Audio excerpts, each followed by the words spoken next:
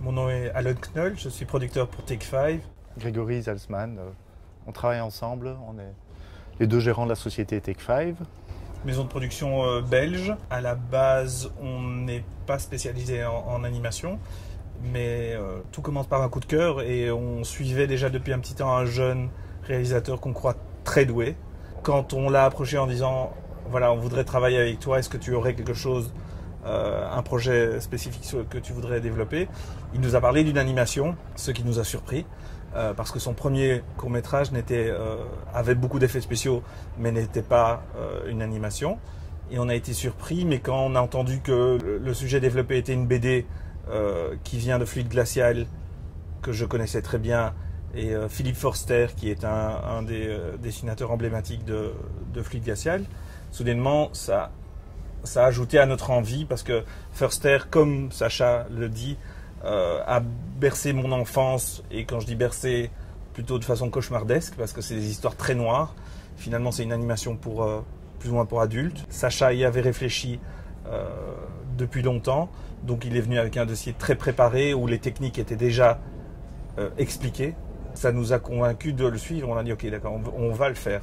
Donc c'était une première pour nous, et c'était une première assez réussie, parce que le film, maintenant qu'il est d'abord a eu l'adhérence quasi directe de Arte en coproduction, ce qui est assez rare pour le mentionner, donc voilà, on les remercie au passage, mais ils ont eu confiance, le dossier était beau, ils ont voulu le faire, et à sa sortie, ils n'ont pas regretté, parce qu'on a fait, actuellement on est au début de la carrière du film, mais on a fait Anima à Bruxelles, le festival Anima, qu'on a remporté, et on a suivi le BIF, et qu'on a remporté aussi. Ce qui fait qu'on a le Méliès d'argent et nous met en compétition pour le Méliès d'or.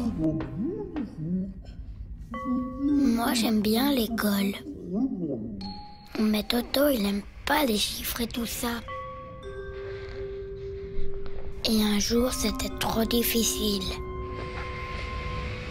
Sacha maîtrise clairement les techniques 2D, 3D.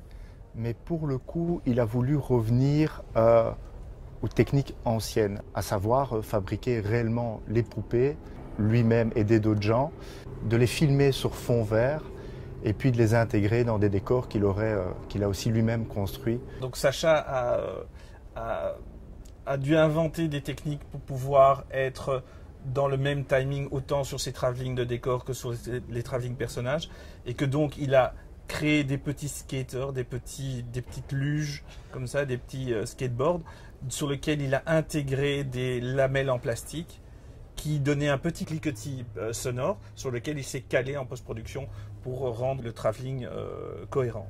Alors oui, le temps de fabrication des marionnettes et du décor, ça a bien pris, je pense, 4 à 5 mois. Ce qui nous a facilité au niveau de la fabrication, ça c'était un choix dès le départ, c'est de faire le film en noir et blanc.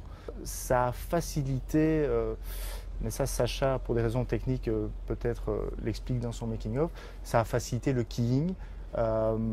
Donc il a créé les poupées en couleur rosée, couleur peau, pour faciliter le keying. Mais donc le fait que ce soit en noir et blanc nous a épargné du temps après en post-prod. Le dernier plan est en couleur, mais à part ça, tout le film est en noir et blanc, fidèle à la BD qui est aussi en noir et blanc. Sacha est un génie. Non, c'est vrai. C'est vrai. C'est un peu prétentieux. C'est vrai. Écoute, c'est pas moi, donc c'est lui. Je le dis quand il n'est pas là. C'est un génie. C'est un fou, mais c'est un fou furieux. Il est un peu fou furieux, mais je suis très fier de pouvoir être le producteur d'un fou furieux comme lui.